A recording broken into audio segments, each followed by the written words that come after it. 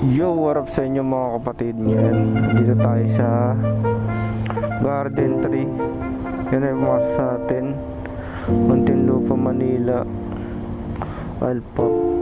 Hindi, layo yan. Layo mo.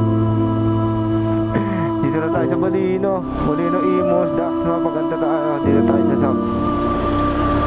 Hindi mo na ako magna-norte. Kasi traffic na, tapos mainit pa mga kapatid. Kaya ayan, dito na tayo. Malapit-lapit lang. Okay lang kahit mga gura-gurame. Basta hindi tayo pagod yan. Kasi nangyayari yan, maglalayo ka nga, traffic naman, eh di ganun din yung pagod mo. Kaya dito sa malapit, kikita ka pa rin naman kahit pa paano. Ayan, gapang tayo pabalik mga kapatid. Tingnan natin kung may papasok sa atin habang gumagapang tayo.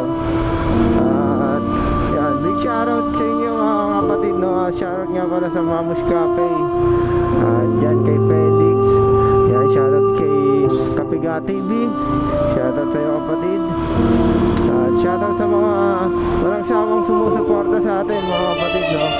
At sa pamilya ko, shoutout. Ayan, kahit pa paano meron at medyo malungkot ang nangyari kasi yung lola ko is passed away siya kahapon. At yun, hindi naman natin masabi yung mga panahon at mga araw na lumilipas. Di natin masabi yung buhay ng tao mga kapatid.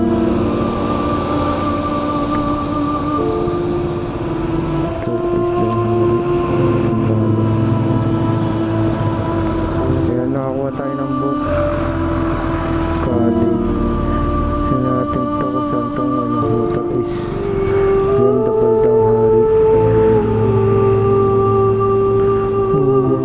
Diwang Road, Calabarzon. Malayo to, pero try natin kung saan to. Head northwest on Blue Avenue toward Blue Avenue Extension. Blue Avenue Extension ka pa. In 100 meters, turn left onto Camella Access Road. Take the second left onto Camella Access Road. Grabe mga kapatid, na mainit na. Iba na yung init ngayon ng panahon. Camella Access Road. Pero iibili ko. Dito na lang. Continue on Camella Access Road for 1 kilometer. Dito. In At 5 least dito malapit-lapit mga kapatid. straight to stay on Blue Avenue. Kaysa din tayo dala sa main road ng Camella Access Road. Ayun lang ang mga kapatid na yun talaga ang nangyari, yun talaga ang buhay. Hindi natin masabi. At siguro masaya na yung lola ko kasama ng mga mahal namin sa buhay. Yun, magkasama na rin sila ng nanay niya, ng lola ko, ng grandmother, grand lola ko. Masaya na sila, yung mga kamag-anak na nasa heaven na masaya na sila. So yun, marami memories, Continue straight pero to stay on Blue syempre Avenue. Then turn right onto Rainbow Avenue. yung akala nila na wala lang sa akin, hindi. Ano lang, kumbaga Take the next right onto Rainbow Avenue. ayoko lang umiyak. Tinatatagan ko lang yung loob ko kasi once kasi na umatak yung luha ko mga kapatid, Turn right tuloy-tuloy na. 8th Road, Queens Main Avenue. Tuloy-tuloy na yung patak ng luha ko. Kaya tinatatagan ko na lang yung loob ko. Although yun nga, humihingi ako ng sorry.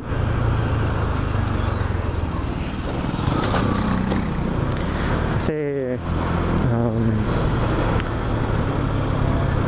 hindi ka namin napupuntahan.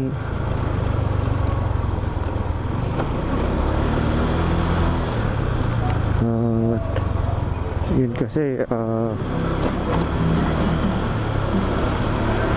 sobrang busy. Yan, busy kasi, sobrang busy. Yung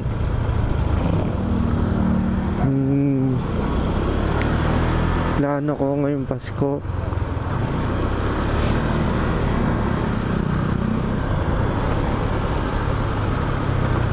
siguro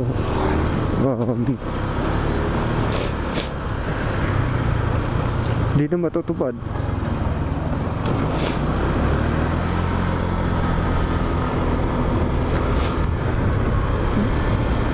Bala ko sanang puntahan eh.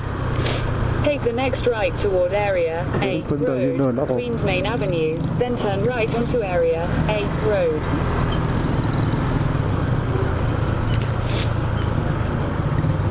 Sabi ko,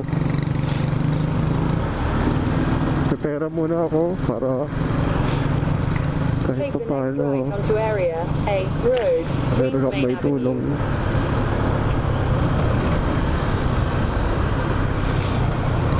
Kasi wala, hindi na umabot ng Pasko. In 500 meters, turn Balik. right onto Area A Road, Queens Main Avenue. Ay.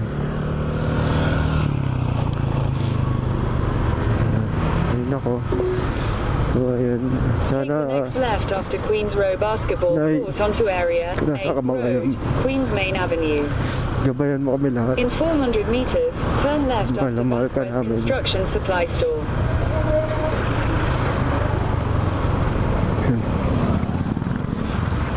Dito na ako umiyak sa helmet ko.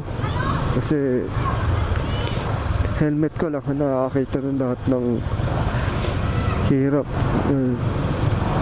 Pagod yun, lungkot. Yun, helmet ko lang nakakita lahat. Hindi yun nakikita ng ibang tao. Nakikita nila ako masaya lagi.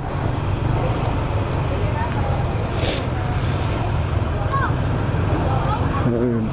Narito na mga kapatid. Ay, magpupunas muna ako ng luha ko. Baka makita tayo na customer na naguluha, umiiyak. Nandito na muna.